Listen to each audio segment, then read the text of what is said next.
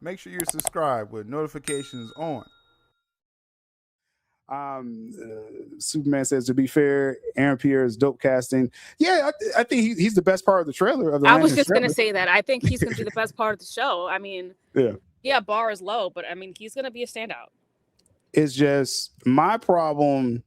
I know there's fans of this, and they'll take it like, oh, because Gunn is under Gunn, you hate it. It's like, no, I mean, y'all seen me this past year give his Superman a chance, so y'all can't say that about me, okay? Bill's little bit called a shill just for saying he likes certain aspects of the Gunverse. So no, he's pretty unbiased when it comes to it. Pretty consistent with this. But I've been a fan of Aaron Pierre, when he was auditioning for Lantern, so I'm glad he got the role. And so my problem with the Lantern show is it shouldn't be a Lantern show. That's the problem. Like, I think Aaron Pierre, Kyle Chandler are going to be great in the show.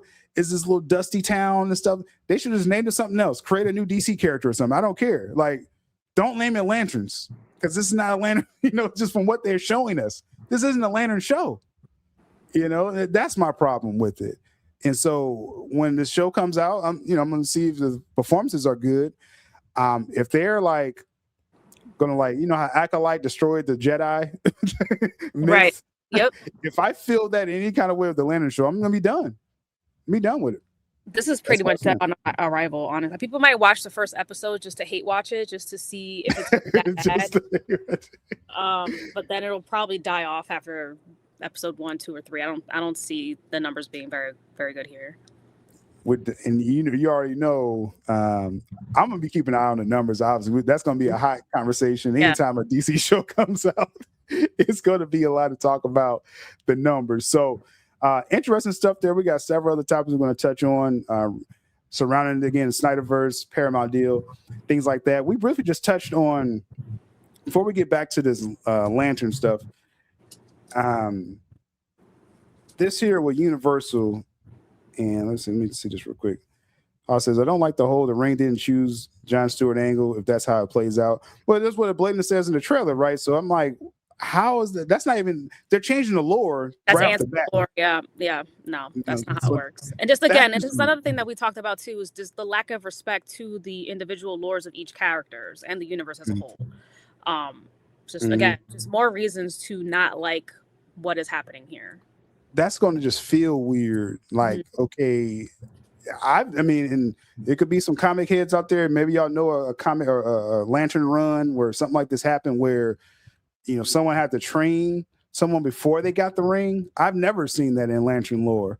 The ring chooses you, got to have it in you already. Then a Lantern chooses you. That's how that's always worked with Lanterns. And so for John Stewart to not be ready, but then they're like taking turns wearing the ring, like that's just kind of okay. Weird. We'll move on from that before I say too much. The theater aspect. One of the reasons me and you, Jules, we were favoring Paramount over Netflix was the promise for the theatrical experience, right? So I just want to throw this in here real quick. With Universal, who was a company that they kicked the tires on Warner Brothers, and they was like, "Oh, I'm out." You missed this earlier, Jules. People were talking about, "Oh, Paramount's overpaying." I'm gonna say this real quick. Paramount initially they offered $19 a share for Warner Brothers like 6 months ago, right? And they were turned down. Then that's when they opened up the bidding. The Netflix came in with 27.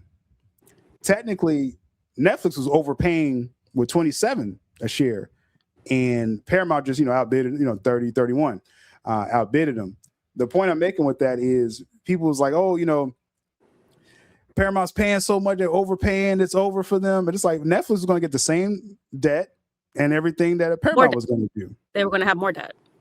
Potentially, right? And so my point with this, though, is that Universal, they was actually looking at getting into the bid, and they dropped out really early because once Netflix put up to 27, that priced out Universal, just their assessment.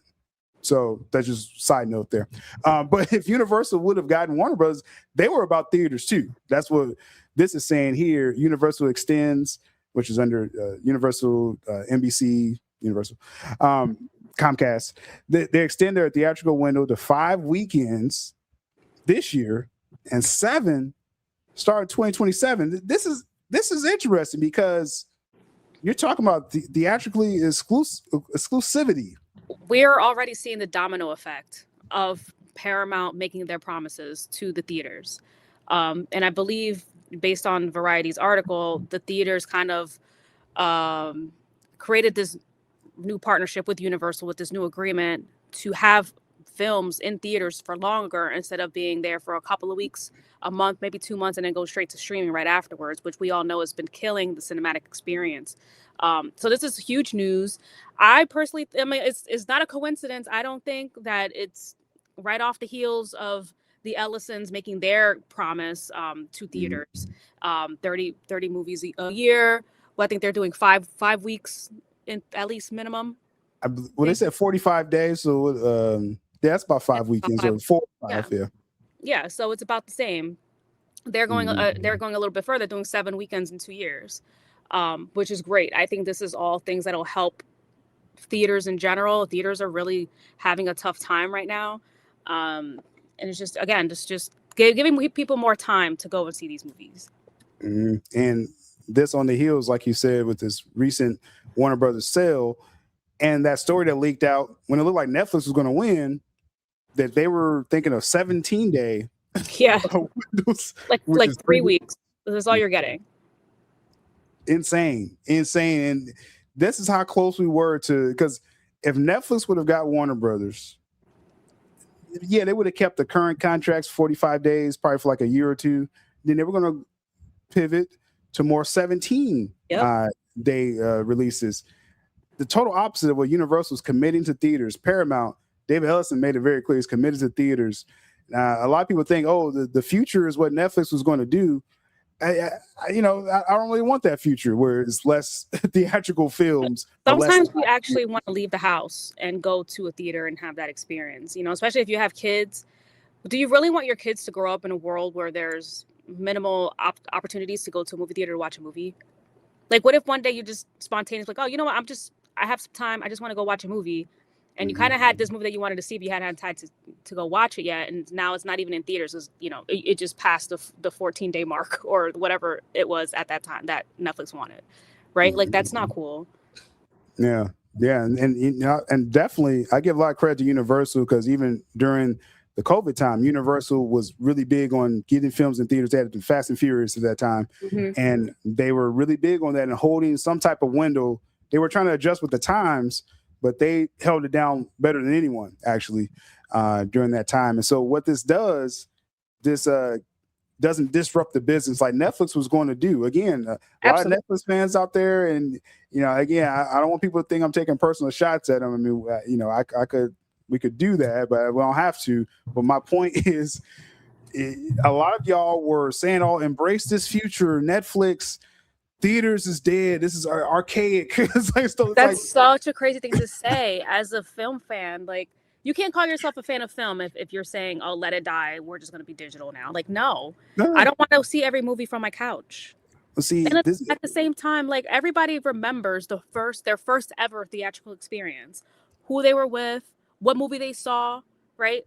How they felt. Like, that's almost like a spiritual experience. You don't want that for future generations because it's Netflix, that's the future. Like, no.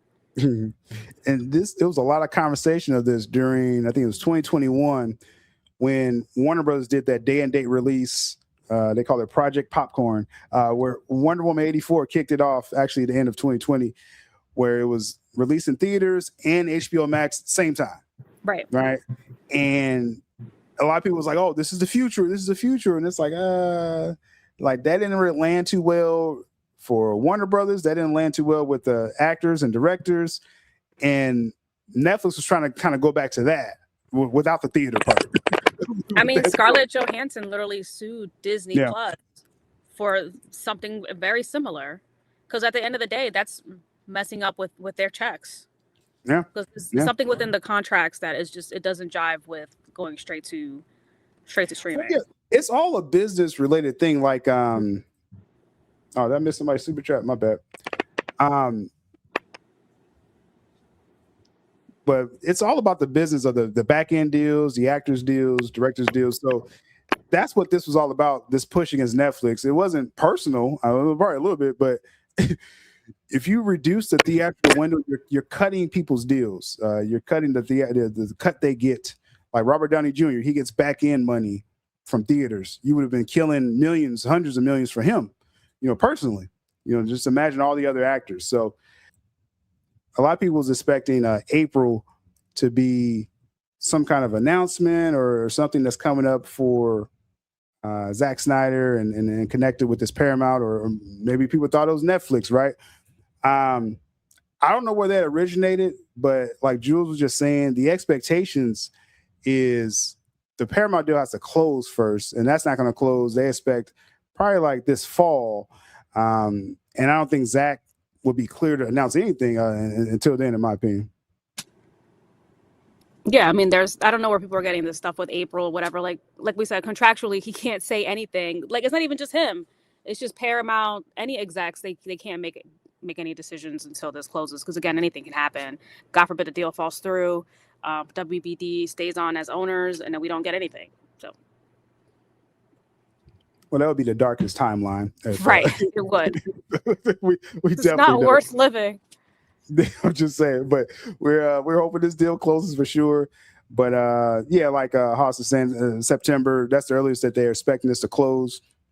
And so I'm not, but what I am expecting though, Omnibox here with the super chat, is Zack's going to continue to tease DC. Like, he's going to continue to be throwing these hints. Zack didn't even have to be saying these things like it still feels real. He knows how real it feels to us. We're campaigning for it. Mm-hmm. So Zack's not playing with us, right? John Stewart, the green glow is still out there. Come on. Like, Zack is dying to tell us something. And I think this deal has to close first. New owners has to come in. And then I believe we could hear something, when Paramount's in the building. If that's the end of this year, early next year, I think we're going to be able to hear something, because you don't have to wait on James Gunn to do anything. Paramount's the new owners. And we'll get to some of his quotes. David Ellison really likes DC. We'll talk about that in a little bit. But I believe, Jules, we could hear something, like I said, just after the deal closes, though. I hope so. I mean, I would hope we get something at the end of this year, and not have to wait until Man of Tomorrow. But again, they don't want to cannibalize the release of that movie and people not going to watch it just because they're waiting on Zack, which I don't think people will watch it anyway, regardless. And if they feel that way, then then why not just make the announcement early? Who cares? Give people something to look forward to. give them some news that'll be exciting, because all the propaganda that's out right now is so anti-Paramount and this and that, because for whatever reasons we've discussed them ad nauseum. I'm not going to bring them up now, but that would be one easy watch way. The other shows, right? Talk about it. That is one easy way to kind of change the narrative, shift it over to some positivity, and be like, Snyder's coming back, the whole gang's getting back together. We're gonna have Justice League 2 and 3 and whatever else they want to announce. Mm-hmm. Mm-hmm. Definitely. And I mean, I would say, I think at the latest, I think at the earliest, like I said, early next year, it could be something to be said. But I think safely, it'll probably be after Man of Tomorrow and Batman Part 2 comes out. Then right. I think I'm thinking too. You know what I mean? Then it'll be like, okay, this is the DC plan, because then Ellison will be in the building. He'll be over DC legally then, and he can just be like, okay, well, first, business wise, let's get these films out, see how they do, and then now, okay, this is the new plan, or we're going to pivot here.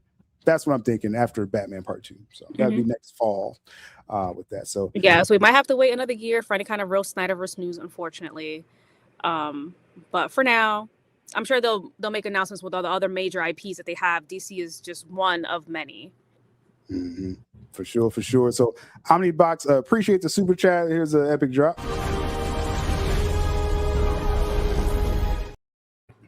To see that in IMAX, that moment, I think I stood up. Actually, I think I stood like it just as a reaction, like you would even like your body just did it automatically. I just had to stand. I was pretty close to the IMAX, so I'm looking straight up, and some people could think, "Oh, that's a bad seat." Like, no, this is the best seat in the house. Like, I'm right here. And that moment happens, and I like just my body, it lifted me up. It was like, that's crazy. I mean, it must have been an amazing experience just to watch this in person. And IMAX is insane, or just any theater would be great. And I mean, there's, people are throwing the idea, hey, Paramount, like, you want 30 films that first year, throw a limited ZSJL out there. Throw that in theaters for a couple weeks, you can make a little money off of that. You can easily just leave that in theaters for four weeks. You really could. You really could. And if you actually, what they could do, they could just take it straight to IMAX and just do a specialized release of it because it's made for that, and let it roll for a few 3 or 4 weeks. Yep. And just just take the money from it and collect the money. The buzz will be there. The buzz will definitely be there for it. I mean, and DC film in IMAX, and it'll reignite hype for JL 2 and 3, which we know they want to do anyway. So, let's get back to the James Gunn angle. Final days of James Gunn. Stop talking about this guy. DCU.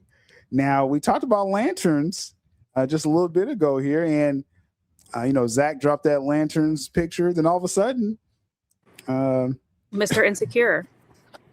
All of a sudden, John Stewart is in Man of Tomorrow, confirmed. Aaron Pierre. Now, I mean, okay, so I talked about how, like, when the Brainiac announcement came, and I was just like, okay. Aaron Pierre, I'm a fan of him. I think he's gonna be great actually in the Lantern show. I'm just like, okay. Things are bad when Syl absolutely does not get excited for any announcement in this universe anymore. Like that's pretty bad. I'm just like you didn't even care for Brainiac. Now we're getting Green Lantern in a movie. Nobody cares. I mean, that's the switch went off in my head when the Brainiac, because as soon as the announcement came, and I was like, oh, let me do a video. Like, this is Brainiac. And like, no one cared. Nobody. I think we actually did a stream that day when it released, and we were both just like, okay. Like, there's no buzz online. Like, no one cares. I mean, I'm happy for those who's happy that, basically, Man of Tomorrow, it's a Superman sequel, Superman 2025 sequel. Everyone's returning. The Justice Gang, you're going to add the Lantern in it. That means Hal Jordan's probably dead, right? So, okay. Like, I'm just trying to, you're just going to kill off Hal Jordan without any real impact to the universe whatsoever. Like, that's a bad decision. I mean, there's a theory. There's a theory that the yellow ring could take him over and he becomes Parallax. And I hope that all happens, but that guy it's not going to look good. Chandler Riggs, he's not a film actor. He just isn't. Kyle Chandler. Yeah, I don't think he transitioned well to the big screen. He's really not a theatrical guy, but right. So you probably cast him as just a TV like Hal Jordan. His entire career is like a TV actor. So the fact that they cast. No, yeah, he's good. But the fact that they casted him in that role leads me to believe, okay, this is just like a one-off. Yeah, we're just going to murk this dude real quick. Right. Yeah. That's pretty much what's that. So it's just, Man of Tomorrow, like I said, it's just a sequel. Everyone's coming back. James Gunn announced, Jules, the other day that the Daily Planet's returning. Well, no shit. Well, am I supposed to be surprised? Like, why is that news? The Daily Planet is back. I mean, did it go somewhere? Like, it was left back there. They brought it back for the new film. This is what I'm saying. It's like kind of news whatsoever. These announcements, bro, they're not landing. Like, Zack Snyder's pictures on Instagram is dominating social media, and James Gunn's like, oh, yeah, we got another person to the Justice Gang. Look at me. Look at what I'm doing. I'm trying to, y'all know out there, viewers, longtime viewers, y'all know I tried to give this universe a chance. I was like, if Gunn did something epic, I'll be the first one to be like, yo, you did that, Gunn, right? And, me and Jules, I keep telling her about the kaiju moment. That's how I felt. Like, I was just like, I think that's what killed your spirits. Yeah, that movie, that scene, that moment just hurt you to the depths of your soul, and you've never been the same since. I've been changed since then. That changed me in real time. It's just like the simple things that still wanted, Yeah, it just couldn't be done tastefully, and it just completely turned him off. I'm just like, I'm not a demanding person, Jules. Right? I'm like, I accept people for who they are, and just what you present to me, and I was just bummed out just in real time. I was just like, this kind of took it down. You know, I like the Mr. Terrific parts and all this. I was just like, I came here for the kaiju. Like, man. I didn't come for Superman. I just came for this random monster that I'm just gonna call him a kaiju because that's what they call it in Japan. That's just what it is. And it was just like one of the worst scenes in the movie. It was like, oh man. Yeah, that's one of the worst scenes in the movie. That was one of them right there. But of many. But the enough whole about movie is one bad scene after the next. Enough about my dance with the DCU. I got Nike Boy here with the super chat. Says Cavill was robbed of a Brainiac movie. Jules, I mean, Zach confirmed he's going to do it. Cavill was robbed of a Brainiac. He was robbed of his sequel. He was robbed of the title of his sequel, which is Man of Tomorrow. Doesn't even make any sense for Gunn's sequel to be called Man of Tomorrow at this point. I did, to interject briefly on that, I did hear a DC, because there's like a DC collective for the brand under Warner Brothers. And so you got DC Studios, James Gunn, Peter Safran, and then they're in conjunction with this DC collective, and then you got the comics over there as well too. So those DC execs, they've been wanting a Man of Tomorrow title, I guess since Zack Snyder, right? So I guess how the same execs wanted the BVS title since like Routh and Bale were in the suit. Yeah, so it's I mean, Gunn didn't have to. Gunn could have pushed back if he didn't want that title, but it was kind of like DC overall was like, "Oh, we gotta do a Man of Tomorrow." It's like, is it really though? It just honestly it made the whole situation worse because we knew like Man of Steel, Man of Tomorrow, like it would have been a natural transition. Mm-hmm. But this just seems cheap now. Everything just seems stolen. This is just not right. But appreciate you, Nike Boy, for the super chat. We'll try to get our minds on happier things Zack Snyder could. Shout out to you. Appreciate the super chat. Also, members. I'm gonna try to highlight members' comments in the chat a little better as well. Appreciate y'all support overall. So this was that, right? I really wish this was something more exciting. We got Speedy in the chat. Was good, Speedy. Cavill was robbed. Period. Speedy. I'll say this every week. Cavill was done so dirty. Like, right, if I would have to put a list, Snyder obviously was done the absolute dirtiest, and then Cavill is like right underneath him. Yeah, it's like 1A, 1B to me with that. Because Cavill is Superman. You know what I mean? Like that.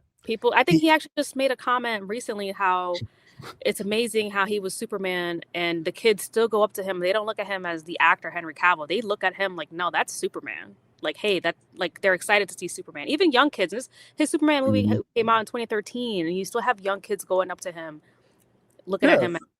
He's Superman. He's of our generation. He still is Superman. Even though another guy played Superman last year, but people still go to Henry. The kids still look at Henry like, no, that's Superman. I mean, of course, what he's gonna. I feel bad for him too. Like, it's not his fault, and I know I don't think I've been that hard on him, honestly. Like, it's more of like the situation as a whole. Of course, you're going to take that role. Like, you're an up and coming actor, but I honestly feel bad for him because it's like, oh yeah, like he's like the new Brandon Routh. Like, yeah, you played Superman, but we don't really care. That's funny. 1A. That's funny. If you know, you know. Yeah, just we on a gun topic, so it's like, let's get this up here. So the Superman box office, it's been like this weird thing where they found going up and down. They just find like $20 million last week. Now they like took out like 10 of it or something like that, and now it's like down was another to 8. 618. So now that mysterious 20 million has just really evaporated. So why even bring it up? Can we do a real audit on this? We need to audit before we start making announcements. We need to audit the books. I've never seen something like this. I've never like. It's been like the film's been out of theaters since like it was like only in there for a month. So you're like 7 months, like like 6-7 months, and all of a sudden you found more money. Like it's March, so we're talking like September, October, November, December, January, February, March. Yeah, 7 months, and now they found all these millions. Where were they? Under someone's mattress? Were they in Zaslav's basement, his wine so room? they submitted. Oh, we got more millions, and then it's like, no, let me take it back. We didn't get that much. Like that's rounding just error. I'm just saying, and why is the studio has become such a joke? Like, why is the fuss around the box office? Because first off, this is DC, this is Superman, so everyone's attention. That's what I was saying before the film came out, 2025, was that it's going to at least get a good bump just because it's Superman, and then it didn't have the legs, right? That's why it was pulled back, early. So that's the problem, is that we expect more. The world expects more overall. And so we get to the James Gunn contract situations that I'm really just, set on what's already out there, Jules, is that they had their original contract 4 years from October 2022. It was set to expire October 2026. Then they got a 6-month extension to April 2027. I'm just thinking that's done. Like, he's done. Like, oh, how do you get just a 6 months extension? So I'm just thinking, Man of Tomorrow, this is it for James until he gets he needs to show out. If his movie doesn't do well, I mean, even if the fact that they extended him to his last day is a month before the film actually releases. It's like they don't even care if the film does well or not. They just want him out. That's what it seems like. Because if that was the case, if they wanted to see how the film did before they made a decision on him, they'd at least give him a month after the film actually releases. You give him a 7 or 8 month extension, which is not unheard of. You don't just give him 6 months. That's the weirdest thing. Like, the fact that it wasn't a multi-year contract. I just think in the film industry, I think that's very rare to not get a multi-year. If they're coming to the table with you, and you don't get a multi-year. So that's one thing. But then the fact that it's just 6 months, and then the fact that it runs out before Man of Tomorrow comes out. I'm like, what in the world? What's happening? Yeah, what's the end game here? How are people saying he's safe? I again, just off the contract. Some people say, oh, he's going to get another extension. They just extended him. They're going to extend his extension? Like, what are you talking about? What? I think that's it, y'all. And people also miss the fact that he got his extension right when WBD was talking to both Netflix and Paramount. They were talking about the projects. They were talking about how the books look like. They were talking about, I'm sure, what employees were up for extension. And the ones they all wanted to keep got their long-term extensions. And the ones that were iffy on did not. They got the short-term ones for obvious reasons. Yeah. And like someone says, they're waiting to see what the new owners think. Well, why didn't they wait for DeLuca and Abdi? They extended DeLuca and Abdi. If they were really going to wait to see what the owners think, then you give Gunn until a month after Man of Tomorrow releases, because in a month you'll see how the box office is doing. In the first 2 weeks, if it flounders, you already know this is dead, and then you'll make a decision on there whether it's good or bad, But they don't care. They obviously do not care to wait that long. Just the way this is lined up. Again, I would like a better excuse why people think Gunn is safe when his contract he got his extension already and is running out. Unless, like I said, they come out and say, oh, it's a new extension, which would be weird. Now, there's a scenario. Let's just say Man of Tomorrow does great. Now, he's out of contract. He's just a director now, writer-director. And then he had to do some business with Paramount then. I'm just saying, him as co-CEO of DC Studios, it seems to be over April 2027. Yep. Yeah. So just saying. We got Il Divino Vega in the middle of a wedding event, but just stopping by to show some love. Like, comment, share, subscribe. Sil Nation, restore the SnyderVerse. And we're still on that restore the SnyderVerse because, that was the original call after the Snyder Cut was released.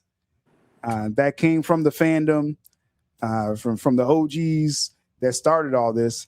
And so we continue that because that's what we want. We want to restore. But that's the only hashtag anyone should be using. If this is what your mandate is, there's no other hashtags to use other than restore the SnyderVerse.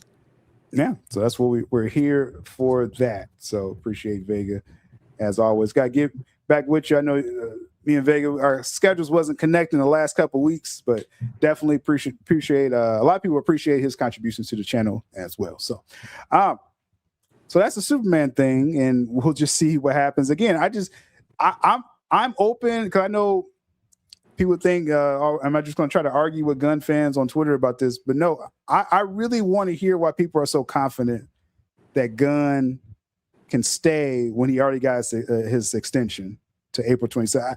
I really would love some realistic reasons because I'm not seeing it. Okay, I'm just not. And I'm fine if he gets an extension or something. I'm fine being proven wrong or something like that. It's not that serious to me, right? When I shut this computer off, I go to my real life, right? Like, I don't care about like, oh, look, Gunn got an extension now.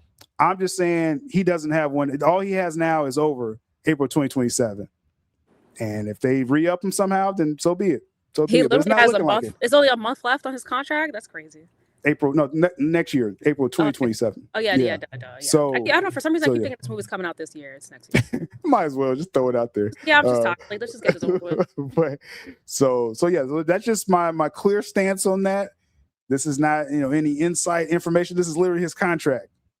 And hey, I'm just saying, those are breaks. If that's it, if that's the end of James Gunn, then hey, we got Neo Sevens here. So I feel that Zach's Instagram post gets more traction than Pistolas. Well, I haven't compared the numbers too much, but what I would say though, when Zack Snyder posts something epic on Instagram, I've seen trades write articles. Yep. On on Zack Snyder. And when James Gunn's like, oh, look, I'm hanging with this is a behind the scenes picture of me and the mutant monkeys. And that doesn't get trades picking it up. I'm just saying. That's all I'm saying. So that's my stance with that. So appreciate you, Neo Sevens, as always. We'll give him an applause.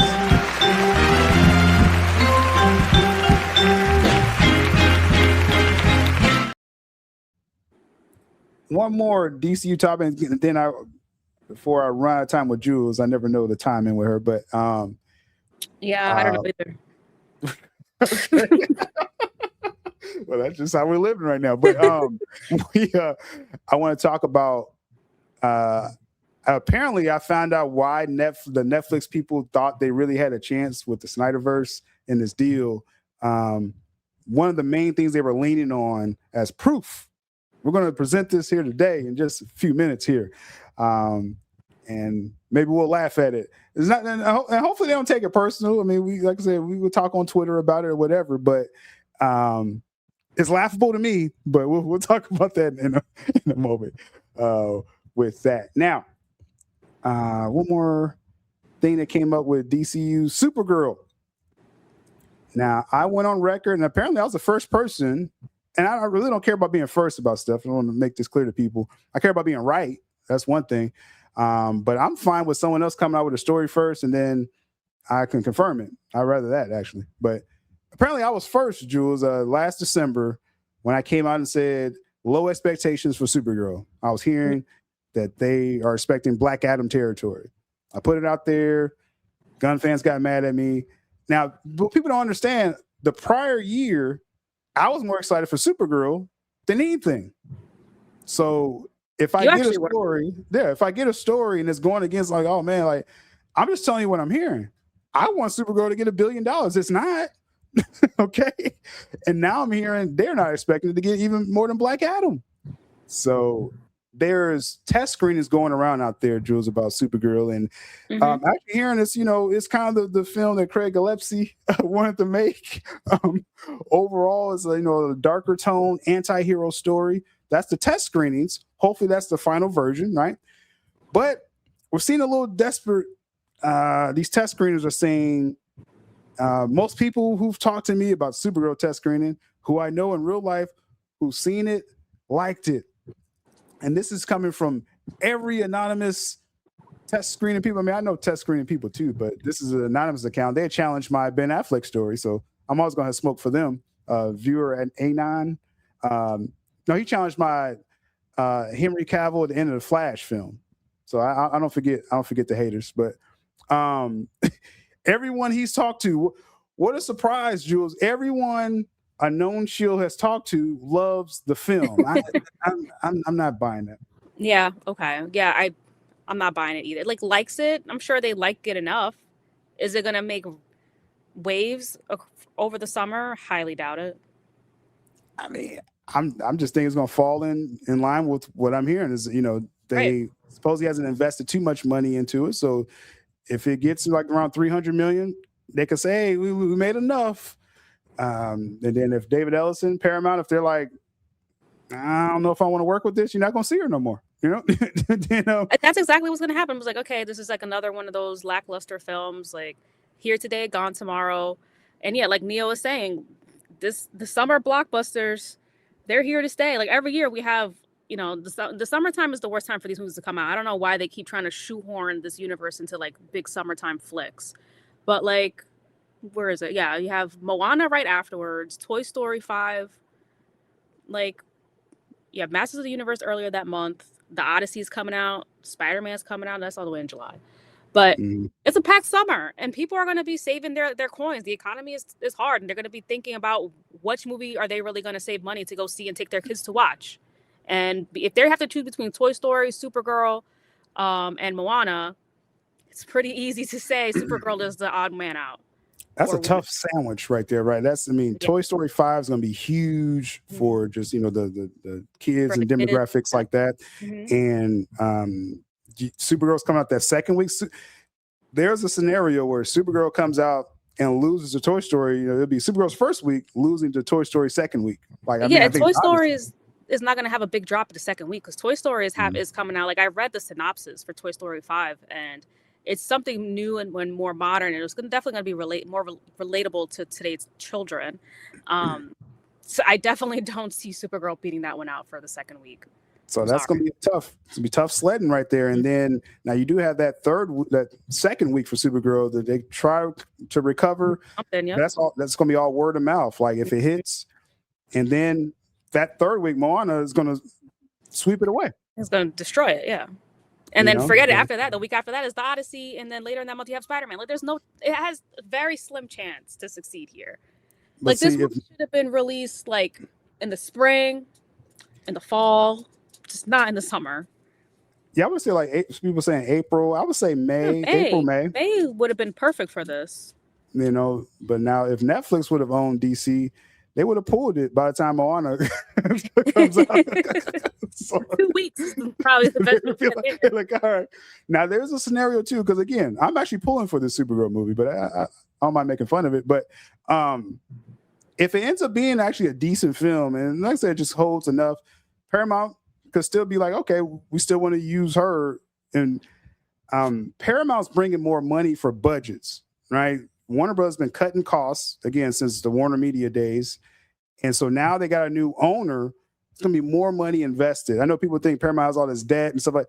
Trust me, Paramount's going to put a lot more money in budgets. They're bringing back Transformers and everything. Yeah, every business operates with a ton of debt. Like that's a non-story. Yeah. People that don't know about debt leans on debt for some reason, but they don't even know what it means.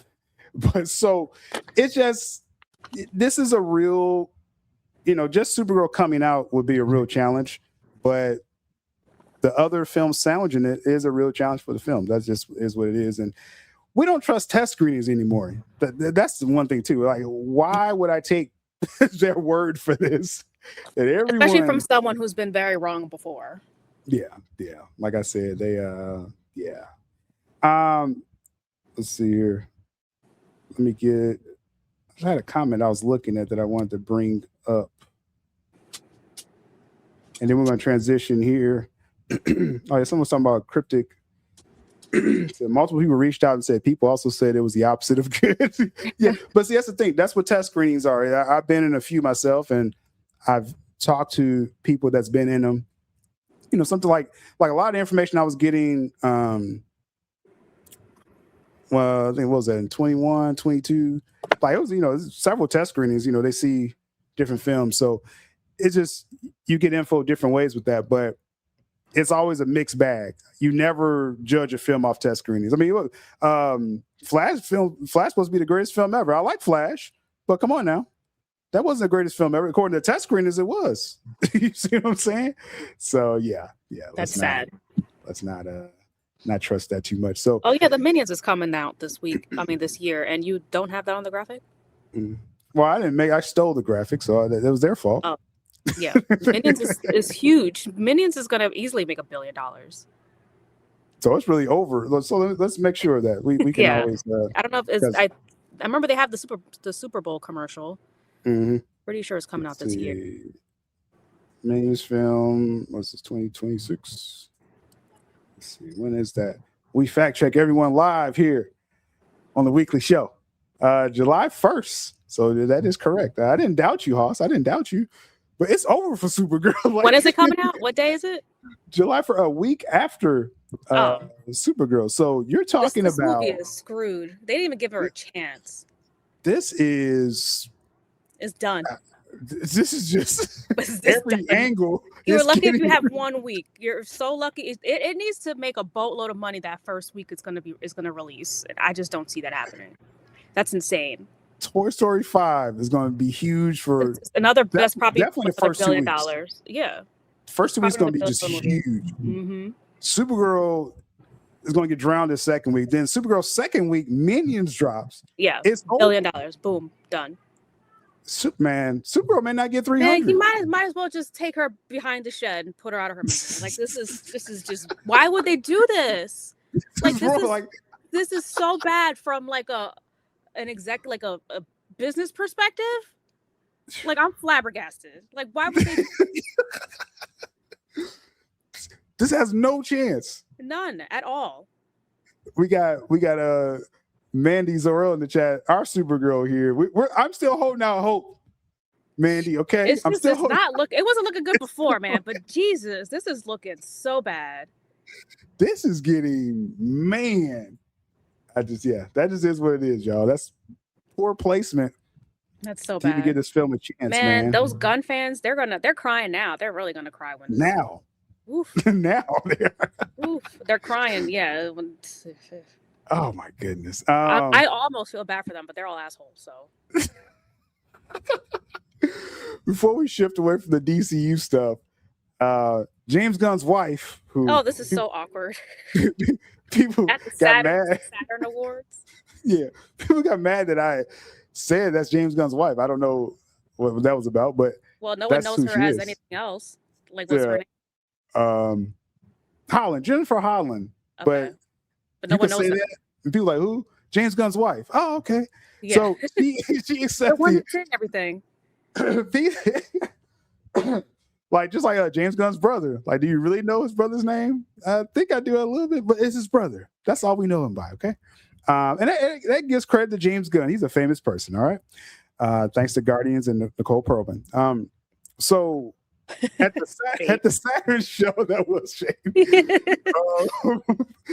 The Peacemaker, because this is where like a lot of the comic book movies get awards. It's actually a big deal. This award is actually a big deal. Saturn Awards. It's not up there with like the big 3 or 4, but it's well, we're talking about for the genre. Peacemaker beat out Daredevil for best CBM, live action series, right? I think if Daredevil wasn't like half baked, it would have easily destroyed Peacemaker, but that's another story for that.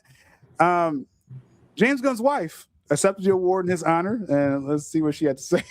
I just want to say thank you to HBO Max, to DC Studios, to DC Comics and all of the DC Comics writers and DC Comics artists who have gotten us to where we are, and probably Paramount, because they're probably going to own us soon, is my guess.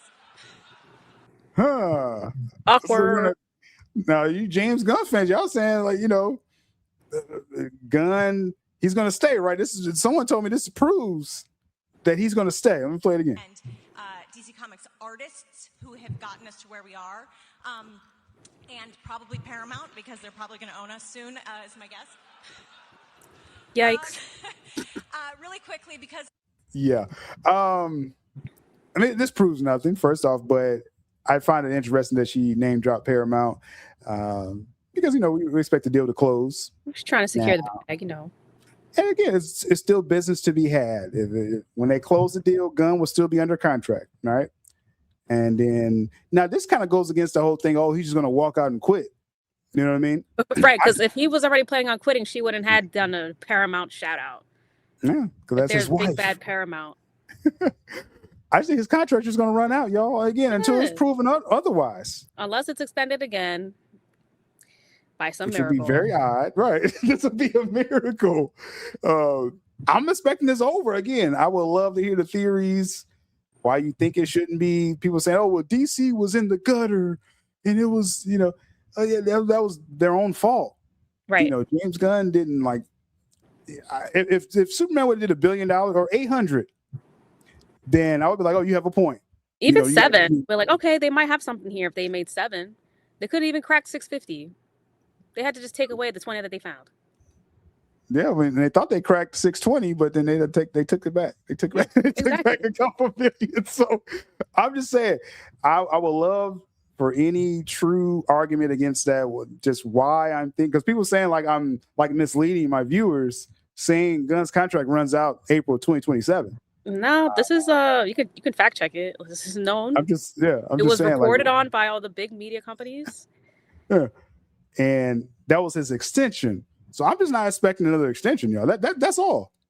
If DeLuca and Abdi wasn't extended, then I could be like, oh, maybe they are waiting, right? Maybe let's see what Paramount does. They didn't wait for DeLuca and Abdi. The telltale sign was just not extending it a month prior to Man of Tomorrow coming out. Like, they don't even want that man doing press junkets by the looks of it. Like, what happened here? Let's get to this because I want to get to this Netflix conversation with the time because you never know when Jules they got to yank her out of here. What I want to touch on this Netflix. Why there was so much confidence in this Netflix angle, right? Because at first, with the whole sell the Netflix thing, it came out of a really probably necessity after James Gunn and Peter Safran got hired. There was kind of no hope for DC and we're talking from the Snyder fans' perspective. It was no hope for DC. He's probably gonna be there for 10 years. Like, man, he immediately said he wasn't gonna release the Ayer cut. Like, he just came in the door like, oh, he did, yeah. Everybody was like, oh, he's really close to David Ayer. He'll do it. And kind of Ayer was kind of backing him on that too. And then and then Gunn just came out like, nah, we're not releasing that shit. You're gonna have to wait. Okay. And he had a short contract anyway. It was only like a 4-year contract, which goes against your placeholder universe idea. It's like, it goes against it? Yeah. How's it go against it? What? No, I guess it goes with it. Oh, it goes with it. Okay, I'm sorry. Your placeholder. I've been too hyped up lately. I thought I was going to argue about it. We're on the same page. But so this whole thing with Netflix, like, again, when Gunn came in, he struck down Ayer cut immediately because it was momentum with Ayer cut then, and the person that saw the Ayer cut, he put that out there. Like, that's not. Again, all this stuff can be. We're in a time of Google, and you can even search with AI, and people still don't look up stuff, before saying something. It's amazing. It's never been easier to find the answer. Like, really, you don't have to be in the dark. Lazy. Either you're lazy or stupid. Maybe both. Right, probably both. I'm leaning on both with that. Yeah. So at that time, though, it's like, okay, sell SnyderVerse to Netflix, right? Gunn's going to be here for 10 years again, and we're speaking back then. Yeah, around that time, that's what we thought. Now he's going to be. Obviously less, but it's like sell it to Netflix and give us a chance, third party. Scott Stuber was still at Netflix, right? Scott Stuber even talked about, hey, well, we have to, you got to license that stuff. He spoke on the sell movement, and I thought that was a big time for that movement. And I was, they probably had a trending event. They was happy after that, but that's about all you got with the Netflix thing. Was a shout out from Scott Stuber because Scott Stuber left Netflix, and that's when things changed with the Netflix agenda. That's when it was feeling kind of funny to me a couple years ago, and I was like, we probably should chill out until Zach gets active. I literally said that to a DM group. Yep, and they can vouch for me on that. I was like, I'm not hearing nothing with Zach. I ain't hearing nothing with Netflix. This was 2 years ago. And now we're here today, and people are still holding on that Netflix was our best option, Jules, to restore the SnyderVerse. Now, we talked ad nauseum, Jules, about why we favored Paramount over Netflix. Now, more on the Netflix side was the lack of Zack Snyder content was Yeah. was the problem. Just the overall treatment that Zach was receiving from Netflix, who allegedly is supposed to be the one championing his work. Again, our number one priority is the SnyderVerse. That's what brought us all together. Everybody in this chat. That's what created this whole account, Sil's network. Number two was the theaters. We want to make sure the theaters will survive, and those two were like the biggest cons when it came to the Netflix deal, hands down. Whether people want to admit it or not, Paramount was the best option. And I think it's clear now Netflix is becoming the face of AI. Everyone that was fear mongering Paramount, they're bad for business and they're going to bring in AI. Netflix is going to be the face of AI. Yeah, they just paid Ben Affleck what $600 million for his AI filmmaking software, whatever that is. And we're not against AI, but it's just the whole misinformation with Paramount stuff. That's what really was like, okay, are y'all really about Zach, or you really just want Netflix? So I will say this. I know a lot of this Netflix energy was, for their hashtags, right? Like, I think we can be honest saying that. And again, people could take that as a jab, whatever. Like, I would love to, I can explain myself fuller with that, but there's some ownership with that. Like the original Release the Snyder Cut crew, they took a lot of pride that took over the world. Release the Snyder Cut. It did, right? This is the biggest win in fandom history. Release the Snyder Cut, right? So I get that, but they always remain Zack Snyder fans. It was, and that hashtag was very direct. Just release the Snyder Cut, like whoever. Right. They didn't care who released it, just someone release it. That was the energy. And then about restore, that was that same energy. Whoever can restore the SnyderVerse. This sell to Netflix thing was very pointed, and I think it made sense at the time. And then Scott Stewart left, things changed. So now, okay, with the sale. And before we do that, Neo7's here. Netflix influencers gaslit the fandom. The writing is on the wall. I mean, I can't. Who can argue against that? You know what I'm saying? Like, it definitely was some weird activity as far as with the Netflix movement. I mean, yes, that group, it started under my channel, basically. I mean, I think I'm not wrong in claiming that. And when I didn't want to go 100% on Netflix, they took their talents elsewhere, right? And now, it's over, right? But just gotta put it on a tombstone. You guys can go weep over there. So, outside of I just want the credit. And again, I know this when they clip this, they're not going to say this, probably what I'm about to say, but I understand wanting credit. I actually understand that. Like, it's better that you don't act like that's not a big part of it, right? You know what I'm saying? We got the Snyder, they sold the SnyderVerse. So I get that. But another part too, I was like, what other evidence? Just because you wanted to go to Netflix? Because we see how they're treating Zack Snyder. I'm not feeling that. So this was told to me from several of them that this was why they thought Netflix was going to restore the SnyderVerse. What am I showing you here? This is the front page of the now defunct website, Netflix and WB together. They pulled the website. It's over. Right? It's over. Sorry, that's not happening anymore. But that got packed up. But like, if you would type it in now, Netflix and WB together, it would take you to a press release page saying, "Oh, we pulled out." But this picture here, because I was like, man, it's got to be something that's guaranteeing y'all, or y'all got some inside information, that'd be great. This picture, and if you see behind that symbol, Netflix and Warner Brothers, and this is the zoom in there, it has Zack Snyder's Justice League in the back there. You see that? We saw this before, but yeah, we saw this before. So they said that was that, because that was there, Jules and viewers. They said this guaranteed that Netflix was in the SnyderVerse business.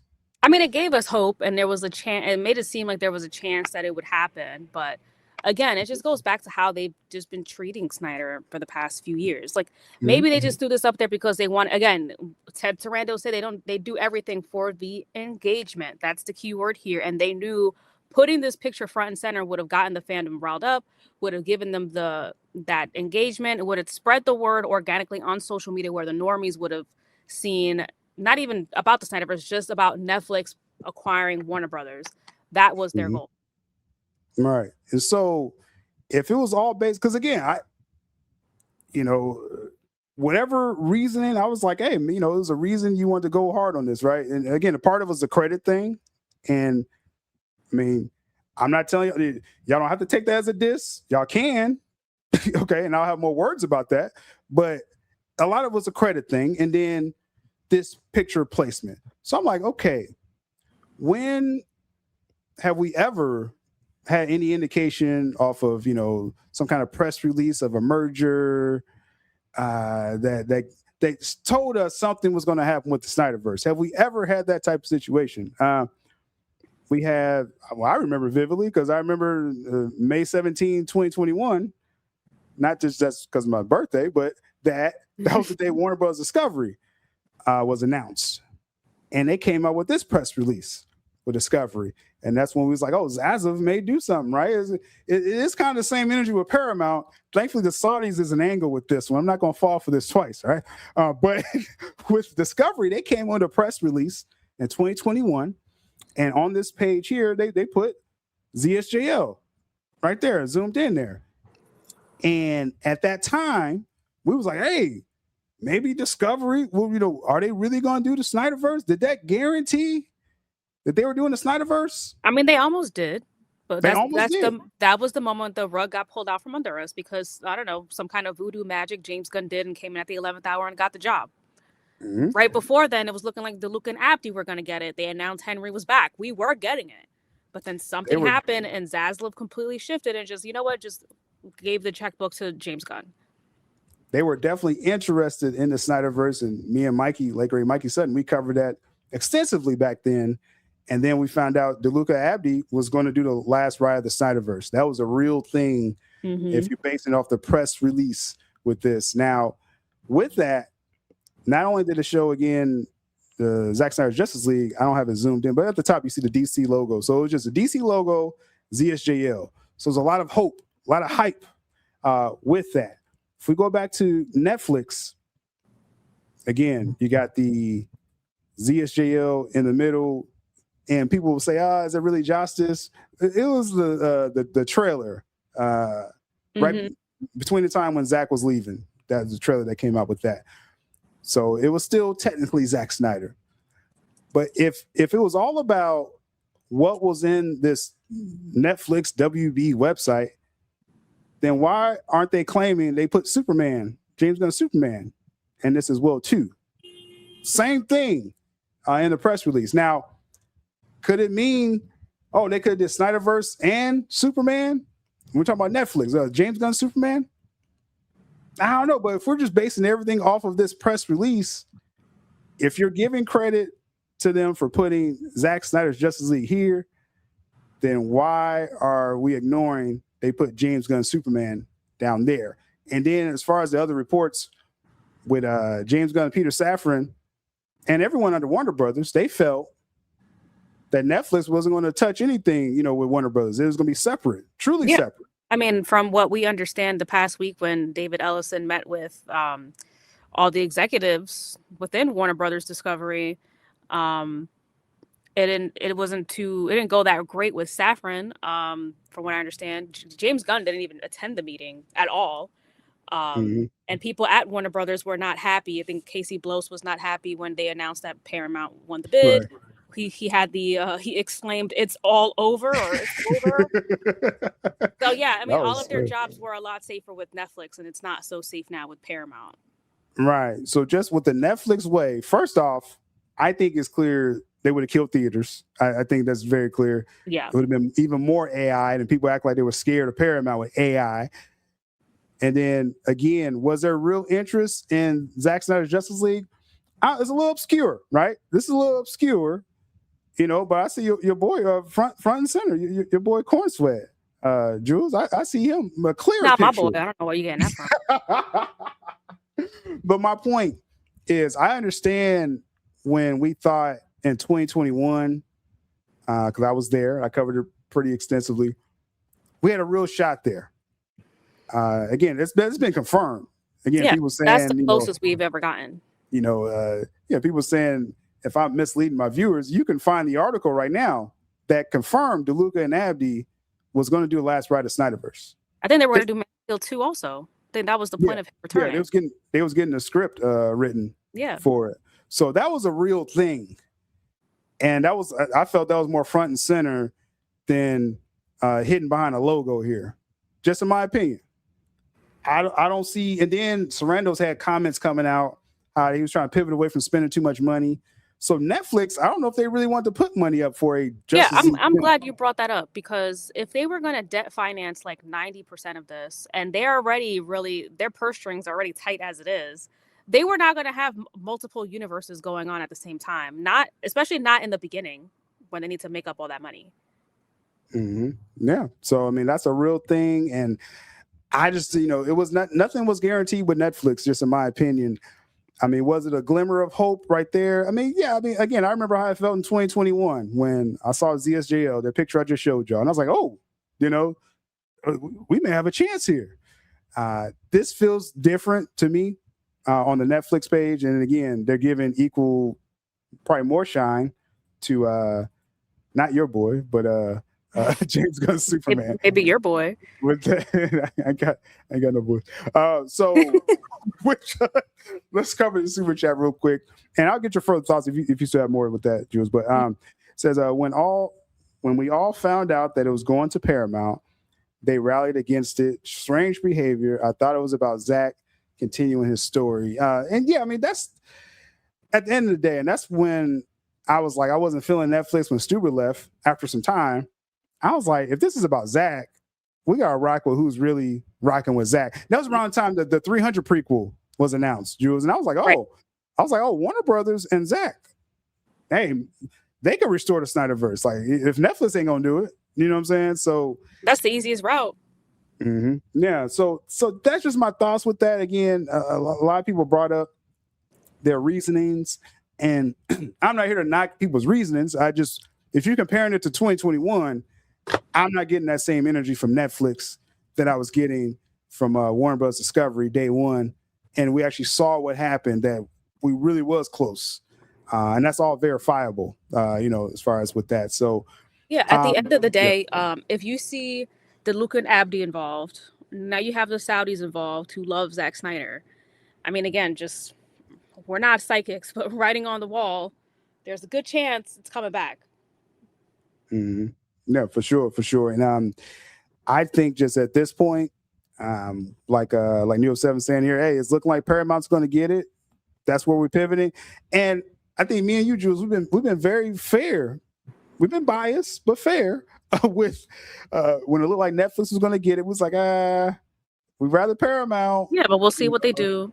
Let's give them a chance. And we holding out hope. As long as Zach was holding out hope, I was like, right, we're going to see what happens. Which is what like real fans of Zach should be doing, regardless of if they're doing anything different, then they obviously have their own motives and their own agendas, and they're not for Zach purely or genuine. That's just kind of what it can appear, and I'm not going to speak for the whole group, but just, you just see that the energy that others, some of them put out there. I think at the end of the day, if it's about Zach, like we've been saying, whoever comes out, you know what I'm saying, with the Snyder Cut, we're going to be with it. So I see Cuban Comic Fan in the chat. What's good with you, man? I see you. That's a local Sil Nation right there. Interesting. And Jules hasn't been pulled yet, so we may have a little more time here. Let's see. But shout out to Neo Sevens for sure. Do a Ric Flair one time. Let's get to the final thing. See if we can get through all of it. I'm trying to get my screen together because we alluded to David Ellison, head of Paramount Skydance. He just met with Warner Bros. For the first time, right? Interesting stories that came from that, and interesting quotes as well. One that was saying that he really likes DC, and people are taking it different ways. So let's pull this up here. MJ drops the next super chat. I'll do the MJ drop. I got like 10 of them. But let's see. I got too much on my screen again. Hold on. More L's. There we go. So, Paramount CEO David Ellison and the future of DC Studios owner David Ellison loves DC.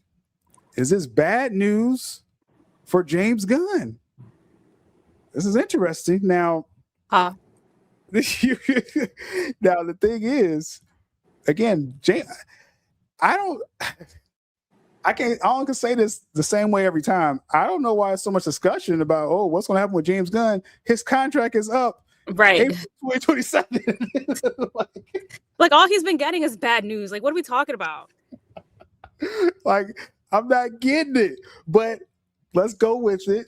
And again, you Gunn fans is popping in and out of the chat. Let me know why you feel Gunn is safe. If my contract is up, like if I ain't got no that's my extension. Please provide some kind of rationale because I'm not seeing any. I'm just saying, and even this picture of Batman just shows the dread of I don't know why. But the other day, Ellison he met with Warner Brothers, and at first people were saying it was a tumultuous meeting, but it really wasn't. It really wasn't tumultuous. It was a lot of quotes that David Ellison. He seemed a little impersonal, like he wasn't trying to get too close to nobody because he had to fire him pretty soon. Overall, with that, but he met with, it says, around 200 top executives. DC Studios' Peter Safran was there. There was obviously DeLuca Abdi, the head of Warner Brothers Television. Zaza was there, and then like other staffs, and then there were other staffs on Zoom. Watching this David Ellison presentation. He was there in person, but they were zooming in, and it hasn't been reported that James Gunn was in any of these Zooms connections. I don't know. You know what I'm saying? We don't know. He wasn't there in person. People they said he wasn't there in Zoom either. Okay, so yeah, if that came out, then so this is my thing, Jules. Okay, because one excuse put out there was, well, Gunn, he's shooting Man of Tomorrow right now, but that doesn't start till next month. Yeah. So, he's deep into pre-production. You couldn't just get on a quick Zoom call. I mean, this is the new boss. You couldn't do it, but I, from my understanding, Safran is more of the executive type versus Gunn being the creative between the duo. But that's not an excuse to not be on that call, which is extremely important. And FaceTime goes a long way with the new owner. I mean, hey, James Gunn, is he co-CEO or not? Right. You know what I'm saying? Act like it. Yeah, I'm just, again, I'm not sure if it's confirmed he was on the Zoom call, but like I said, that's what's being said. I'll go with that. So if my new potential boss, all right, because you're not going to have all this leeway anymore. Zaza was very hands-off. David Ellison's going to be very hands-on. And if you're worried about your contract, you may have wanted to be on the Zoom call. Now, if you conceded April 2027 is over, then I get it. Hey, I'm blowing this off. I ain't meeting this dude. You know what I'm saying? May never shake his hand before I leave the building. You know? So, hey, that is what it is, right? So that just makes people think, like Neo7 says, not meeting a new boss, not a good look. I mean, I'm just putting out the stories. Again, people saying, I'm just feeding y'all. Y'all see for yourselves what's going on here. So, a part of this, they said, it was a perfunctory, full of platitudes. They really, a lot of blah blah talk. Again, he really didn't talk directly to anyone except Casey Bloys. Jules, Casey Bloys had lunch dinner with him after this, so maybe I think Casey Bloys has a good chance of getting extended. Yeah. I think so, especially we're hearing the concept of Paramount plus HBO app.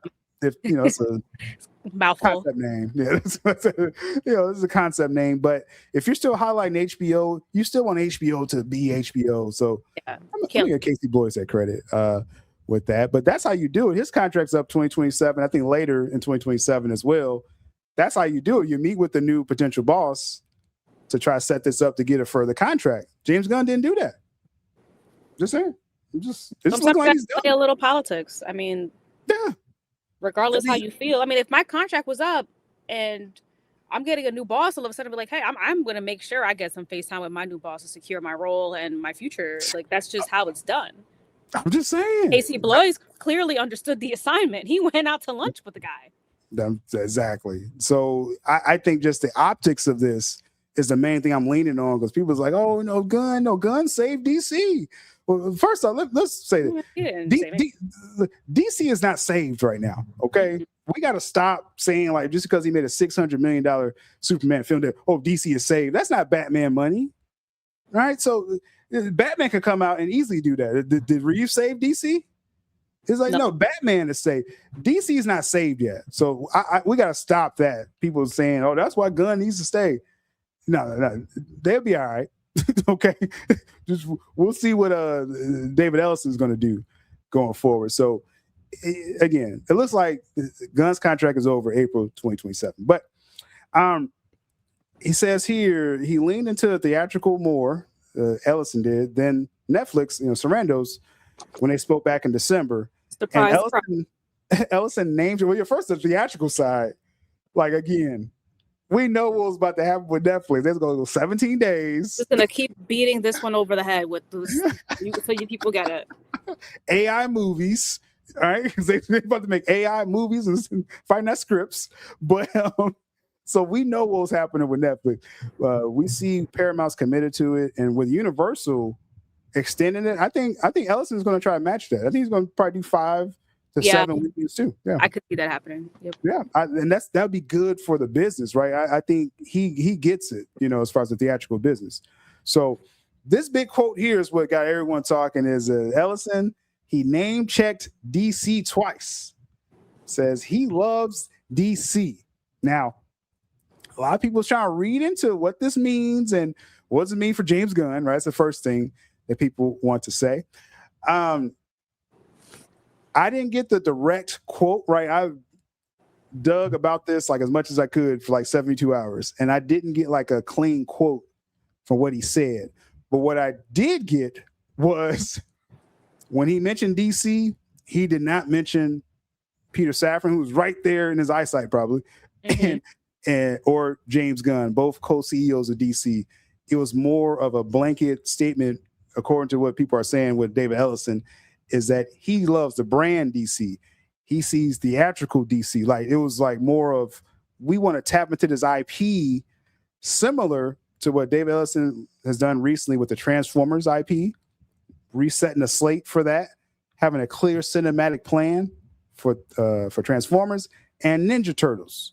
And side note with Ninja Turtles, I'm gonna get your thoughts, Jules. Side note with Ninja Turtles, he wants to, again, restructure, get a real mainline cinematic universe, do some spinoff shows on Paramount Plus. They want to do a lot when, like, he saw like Ninja Turtles as untapped. Yeah, IP. it's been underdeveloped for like decades. People have been wanting a good TMNT movie, and it's just been a reboot after reboot after reboot, like every other year. It's the weirdest thing. Directionless, if I can get that word out. It's Directionless. Thank you.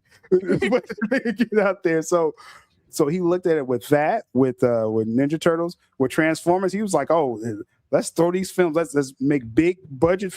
They come with money. Okay, that's what Paramount's doing. He's coming with money. He wants multiple Transformers films, spinoffs. So that same energy he has with those IPs, and we'll see what he does with Star Trek. I would love to hear how he's gonna flip that over. But he's gonna bring that same energy to DC. That's what people have to understand. It's a overall approach, Jules, with DC, and now that could mean with the world Gunn has built. That could mean without it as well. But I think during the meeting, he did name a few other execs directly, like name them in the meeting. Yeah. But it seems like he purposely did not mention Safran or Gunn by name, but he mentioned other execs. He just mentioned the IP itself, not the executive running them, which is usually not a great sign. That's the point, is that I was a long-winded way of I was trying to get to that. Thank you. He, not only he mentioned that brand, DC brand, extracting the brand, just like he's doing with Ninja Turtles, Transformers, Didn't mention Gunn and Safran at all. Mm-hmm. Now I'm just saying, like, you coming, a new boss comes into my job, and he mentions my department, and I'm the manager, and he don't mention me at all. Like, dang, this don't look good. like damn, he don't like me. He like, hates my ass. This department, a lot of potential, with this department. I'm interested in this department. When you hear the word potential, that means you're not living up to your expectations. You're out the door. But over here, then David Ellison says, and WB is great. DeLuca and Abdi, it was like a near standing ovation, they said. Right. For them. Hey, So, I mean, they deserve it. They saved WB. Yeah. Now, that's how, when we talk about saving, because people, DC is saved. Again, DC's not saved, y'all. No, you see what's going to happen with Supergirl? Supergirl's going to get flipped and tossed and everything. Like, DC's not saved yet, right? But as far as with Warner Brothers we saw that in real time, was saved in real time with Minecraft, Sinners, Weapons, Last Conjuring. And people thought a lot of their projects were going to flop, and they didn't. They got most of the billion-dollar franchises this year. I think all the $1 billion films were their productions this year. No, yeah. That's what it looks like when a company, when a department is saved, a brand is saved, WB, and then the new potential owner shouted them out. So yeah, y'all were the best in the world last year. Let's keep doing it. He was like, y'all gonna have this studio over here. We gonna run Paramount over here. He told him this directly. He didn't say nothing about DC Studios. Okay, so that's one thing. Back to the Ninja Turtles real quick, Hoss. I did hear, though they put that last Ronin film, that's that dark future, Ninja Turtle, very popular comic book. Though it's on the back burner right now, I was told that David Ellison, he wants to, again, get the mainline Ninja Turtles going again and the spinoffs from that. More, family friendly as well. He wants a more universal appeal for Ninja Turtles. Build up to the last Ronin. But that project is not dead.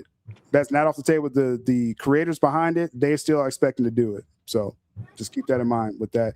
I like Ellison's approach to, like, let's fix that needs to be fixed and save Ninja Turtles. Yeah, please. I absolutely agree with that approach. Just coming out of nowhere with the last Ronin movie would seem a little strange.